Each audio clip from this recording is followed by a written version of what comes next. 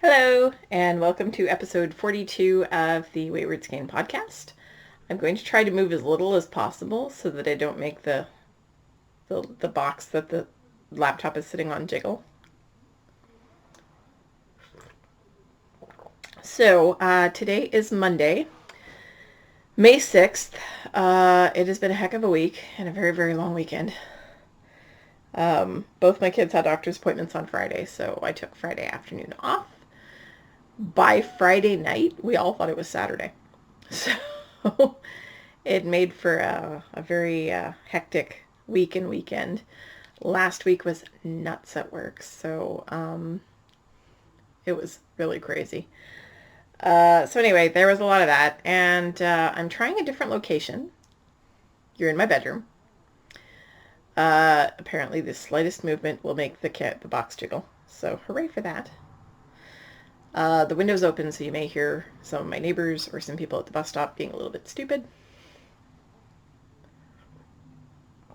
So I'm going to start with something I forgot last weekend.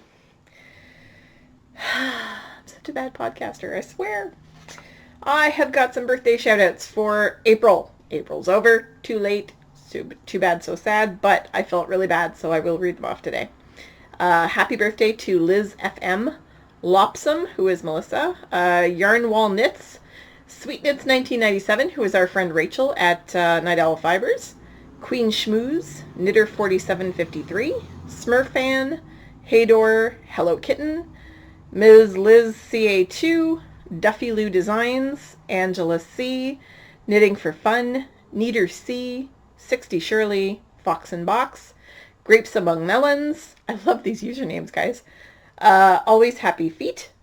I think this is Maya 1966 or Maja 1966. I'm assuming it's Maya. Monkey's Mom 1, Chrissy the Great, Lavisa, and DM Brown 240. So happy birthday to all you guys. I'm really, really, really sorry I missed it during April. I'm also kind of in a really awkward position right now because I'm not sitting fully on my bed. I've got one leg on the floor and I'm sort of squishing my torso, and it's one of these days I'll learn. So I am drinking tea. As you can tell, I've got my favorite Bijou Basin Ranch mug.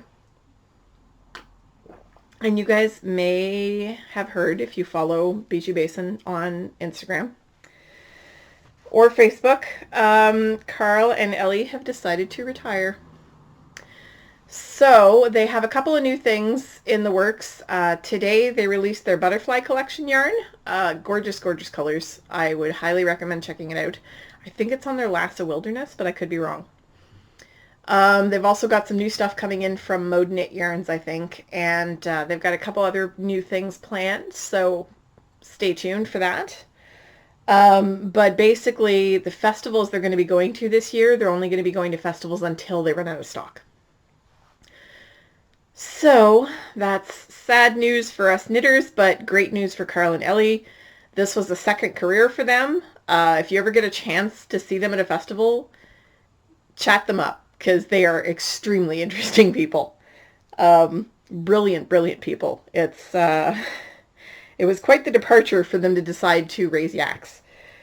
So I'm not sure what they're going to do with their remaining stock because they do have quite a few animals. I don't know if they're going to sell them, or I think Napoleon may just end up as a pet. We shall have to see. But anyway, my tea today is Choquador, which is a new tea from David's. That's the packet. Are you going to focus on that? You're not, because my face is still in the picture. There we go. So Choquador is a herbal tea. It has apple, roasted chicory root, cocoa, brown sugar, brittle, which is sugar, hazelnuts, chocolate, cinnamon, cardamom, safflower blossoms, marigold blossoms, cloves, stevia, natural chocolate, and cinnamon flavoring. So it does contain nuts. If you're allergic to that, stay away from that. It contains soy lecithin in the... it contains sunflower lecithin, so it doesn't even contain soy. But they don't protect against cross-contamination. So there could be traces of milk and soy. Sorry, my computer just did a weird thing there. Yes, for best performance, plug in your power supply. I know. I left the plug in the other room. It is absolutely delicious without being overpoweringly sweet. It's very reminiscent of their hot chocolate tea, but with a bit more kick to it. Obviously from the cloves and the cinnamon, so on and so forth. So it's very, very tasty, very smooth. I'm enjoying it a lot. It came in my last order, and I had never tried it before, so I only bought one pouch, and now I'm kind of regretting it. Anyway, I'm going to put this to the side because I do have some actual knitting content to show you guys. So, last week I cast on the School at Play scarf. I'm going to, pull my pattern, my project out of the book. This is the book it's in. It's the Sock Yarn One Skein Wonders book edited by Judith Durant. So I do have several books in this series. I don't by no means have all of them, but I do. Ow! I have several. There's a broken spring in my mattress, and it just poked me in the leg. There we go. Sorry, that was my knee. So I'm gonna. Nope, this way. I'm gonna move it this way so you can see the scarf without seeing the chart. So if you can see there's little fishies in it. And it is oh, that was brilliant. The School at Play scarf, which I just closed the stupid book. And it's by Sharon A. Winsauer. I have it on my show notes. Why am I bothering to look in the book? So I actually made a fair bit of progress. I'm a third of the way done with the pattern repeats. Now, obviously, it hasn't been blocked, so it's curled in on itself, but I'll see if I can show you. You can very clearly make out the fishies. I'm loving this pattern. It is so cute. It takes me about 2 hours to do one pattern repeat. So I actually did get a fair amount of knitting time this weekend. So you see my little fishies there. And it's a very intuitive pattern. Sorry, you can't see the edges, but the edges are zigzaggy. I don't know if you can, no, you can't really see that because they curl so much. But they are zigzaggy edges. And I'm really enjoying how this is knitting up. I think I picked the perfect yarn for it. It is knit out of Tanis Fiber Art Blue Label Sock, which I think is an 80/20 merino nylon. It is in the lilac colorway. This was a gift from my friend Crystal, and I don't know if you can tell all the different shades in there. I don't think it's showing up properly. It's showing up pretty blue. There are pinks in there. There are purples. There's bluish. But it's not it's showing up a lot more blue than it is. It's actually a lot more lilac-y than that. So, sadly, this is not the best lighting in the house, but I thought that maybe if it wasn't directly over my head, it's actually several feet in front of me and behind the computer, that it would be not quite so bad. But I think I need to change one of the bulbs up there to a bright white. So anyway, this yarn was gifted to me by my friend Crystal. She was horrified that I had never tried Tanis Fiber Arts yarn, so she went and dug some out of her stash for me to try. And it really is fabulous to knit with. It's super soft. It has excellent stitch definition, as you can see here. Very, very good stitch definition. And this is knit on 3.75 millimeter Chaogu needles, which is a US 5. These are one of my favorite needles. I love how pointy they are. They're super pointy. You just have to be careful because they're very, very slick, and sometimes the yarn just goes right off the end. It's happened to me a couple of times. So I'm very, very much enjoying this knit. This is the back side. I have gotten a third of the pattern repeats done. The pattern calls for 9. My goal for next week is to complete another third of the pattern repeats. I'm hoping to get a little bit of knitting time this week because next weekend is New Hampshire Sheep and Wool. Yay! I hope that everybody who went to Maryland Sheep and Wool this weekend had a blast. Several of my friends were there and were taking lots of pictures and sharing them.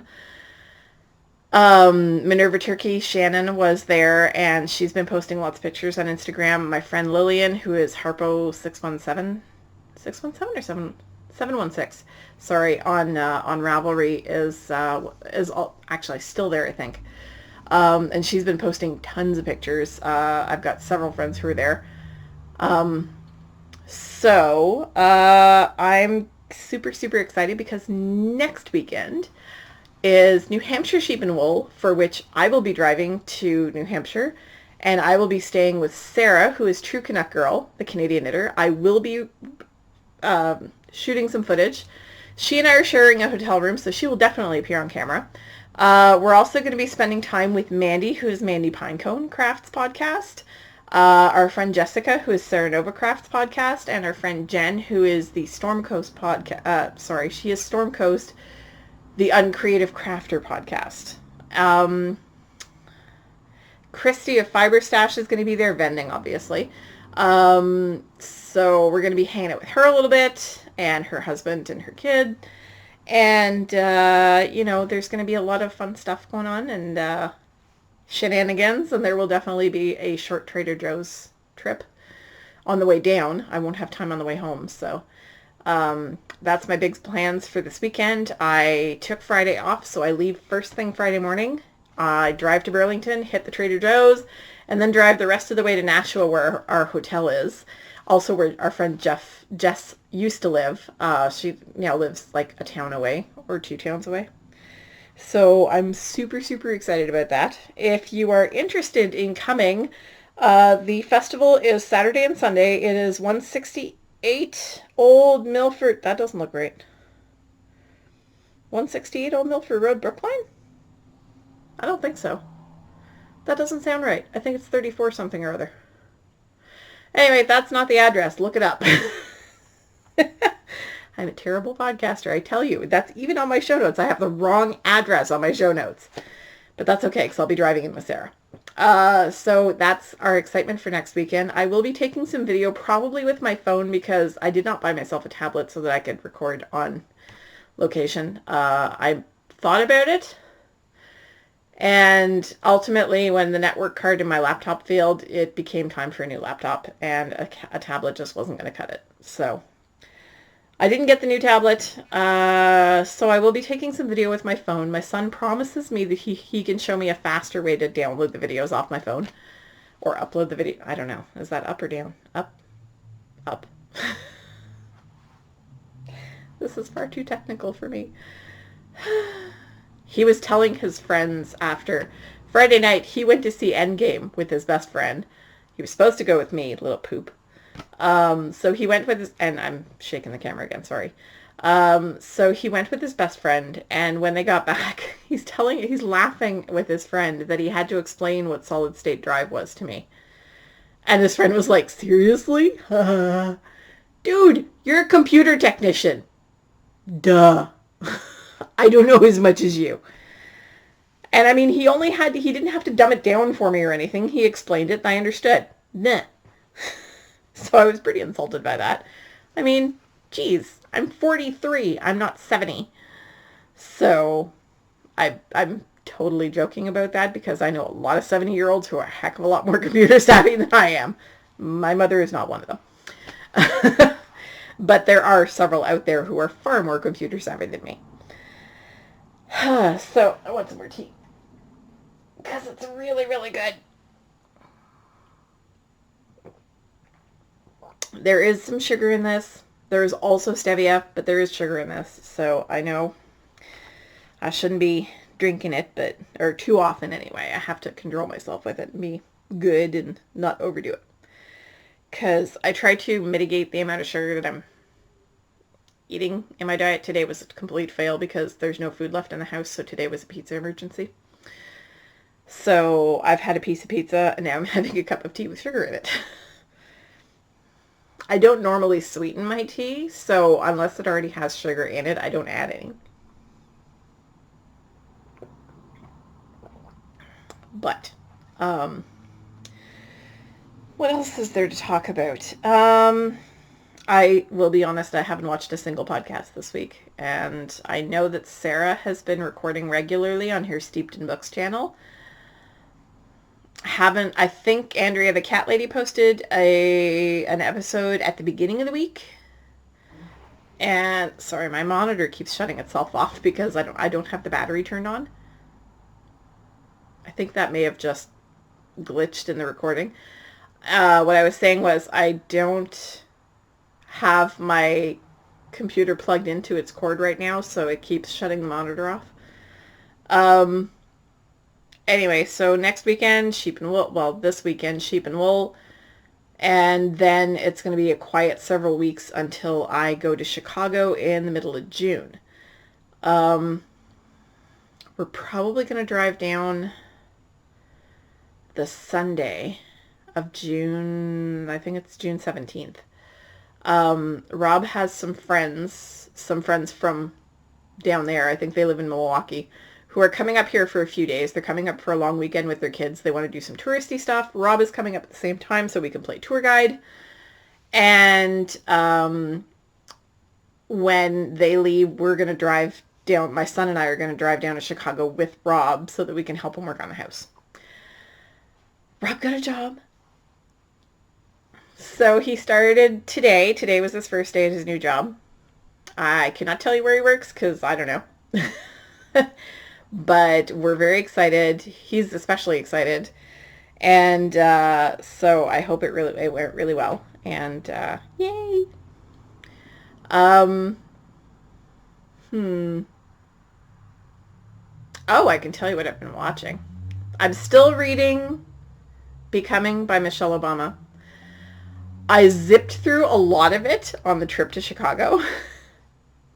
And I've sort of been hoarding the last 2 or 3 chapters until I was able to let go. We're right now smack in the middle of President Obama's tenure in the White House. She's an amazing storyteller. I really love her writing style. It's very vivid and very, like you're there with them.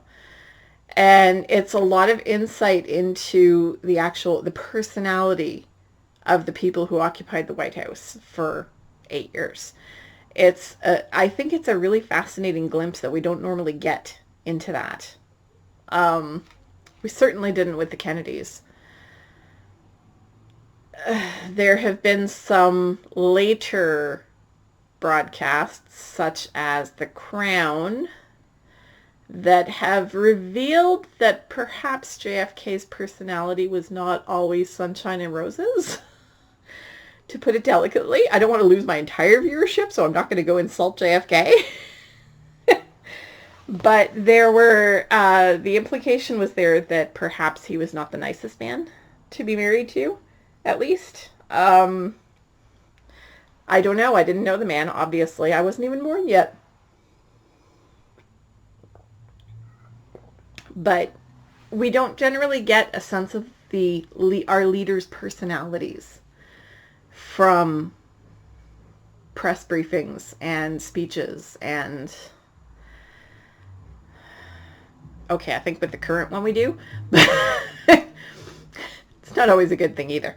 But anyway, I thought that reading this book has been a very, very interesting glimpse into the personalities of the people who lived in the White House for 8 years. So I'm still very much enjoying the book. Screen time wise, oh Lord, have I watched a lot of television in the last 2 weeks. I didn't mention this last week either. So I blew through all of Brooklyn Nine-Nine. At least all that was available on Canadian Netflix, which is the first 5 seasons. Excuse me. So of course season 5 ends on a cliffhanger. I'm annoyed, but that's okay. I know there's more. I watched a documentary called Would You Be My Neighbor? It was about Mr. Rogers, Fred Rogers, and his history in television and how he almost single-handedly saved PBS in the 70s when Nixon wanted to shut it down, or late 60s, early 70s. There were several instances where I cried. I think the hardest thing for me was watching the Challenger watching the news coverage of the Challenger, because he actually addressed it. Sorry, I did that little glitch thingy again. So, sorry about that. I don't know why it keeps doing that, but I think it's trying not to kill the battery, but geez, computer, you've got lots left. It's still at 90%. So anyway, the hardest thing for me, I think, was watching the Challenger. The news coverage surrounding the Challenger, because I remember being in school and watching. I was in grade 2, I think. And I couldn't help it. I felt just like a little kid again, watching their heroes get blown up, and I just sobbed. It was kind of horrifying. There was stuff about 9/11. There was...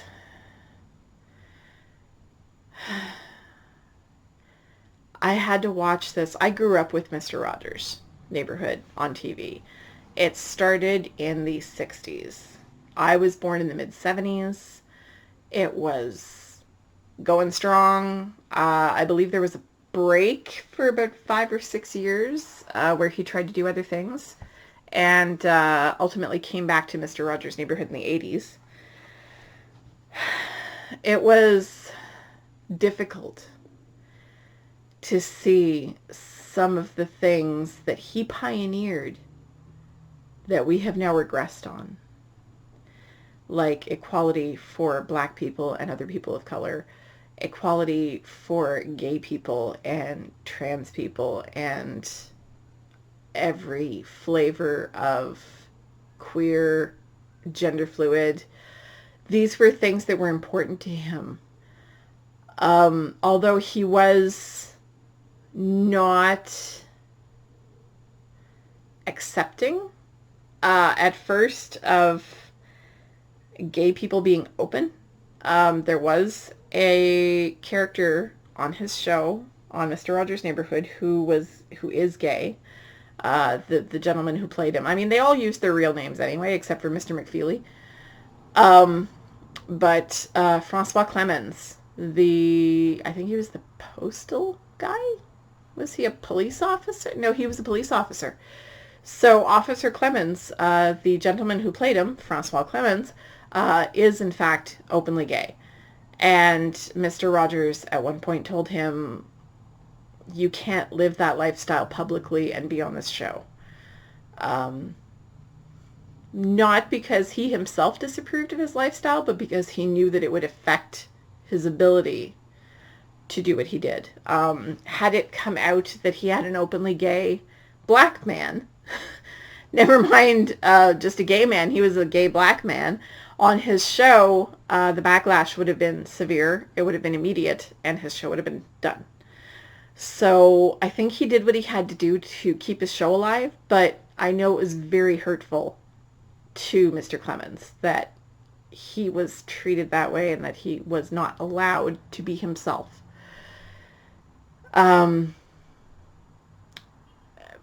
It surprised me how much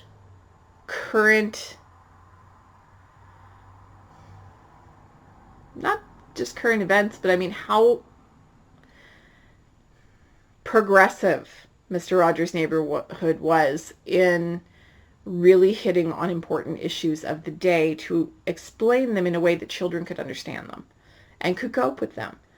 It was a big deal. I was really surprised. I didn't know a lot of that. I mean, I was a kid when I watched it, so how would I know?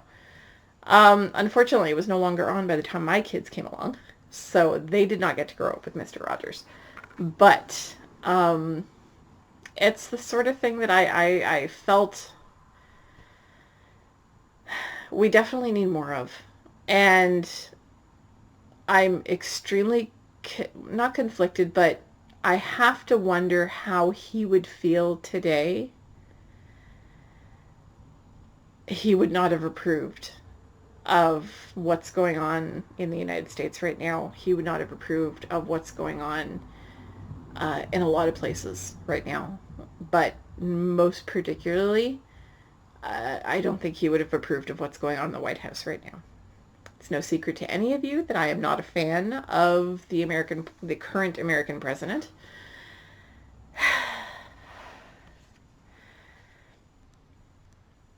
I do try to keep the politics out of the podcast as much as possible, but I am a very politically motivated person and believe very, very strongly in equal rights for everyone, equal treatment for everyone.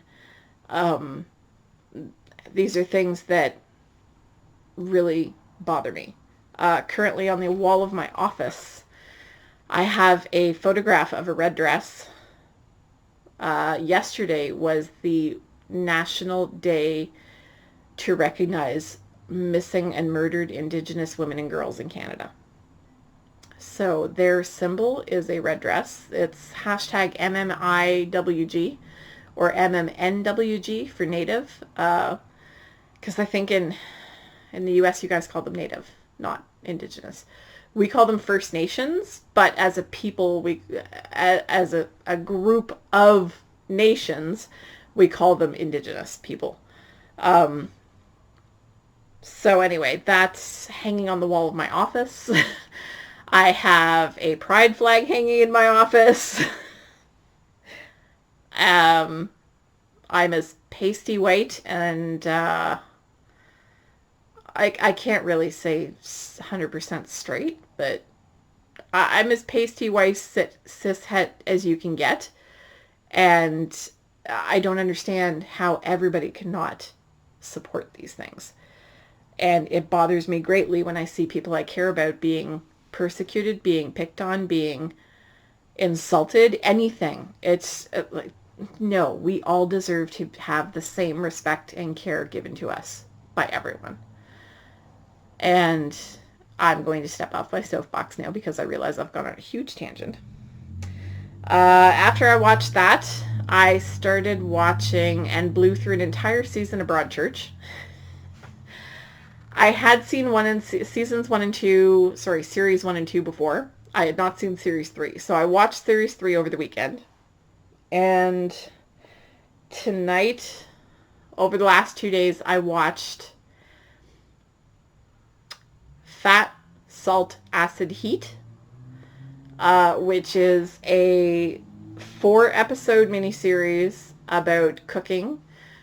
But it's about so much more than cooking. I really liked the format of the show. I really liked the premise of the show. I would very much like to read the book, because it's based on a book by the show's host. Samir? Crud, I don't remember her name now. Anyway, she's an Iranian American lady. Fascinating. The way this show is presented, and I really, really enjoyed it. Now I'm kind of out of stuff to watch again. I'm sure I'll find something. So that's what I've been up to. And again, I can't really talk about any podcasts right now. I'm really hoping that Selma has time for lunch at some point this week, although I'm not so sure I have time for lunch at any point this week. It's a very crazy week ahead. I have a doctor's appointment tomorrow. I have a massage on Wednesday. I'm treating myself to a massage because my back has really been bothering me lately. And I have a physiotherapy appointment on Thursday, and then I leave on Friday. So we'll see if I have time for lunch. Poor Selma. Every time I suggest we go out for lunch, it's like a month before we can manage it. She's a very, very busy lady, and she's significantly higher up the food chain than I am. So we usually have to work around her schedule.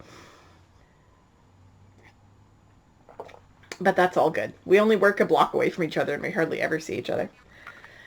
So I think I will let you guys go, and I will try to upload this in a timely manner. And I will definitely have some footage for you guys from New Hampshire sheep and wool and my adventures next weekend. So I will say goodbye, and I will wish you all a fantastic week and ask you once again to please be kind to one another. Have a great week. Bye.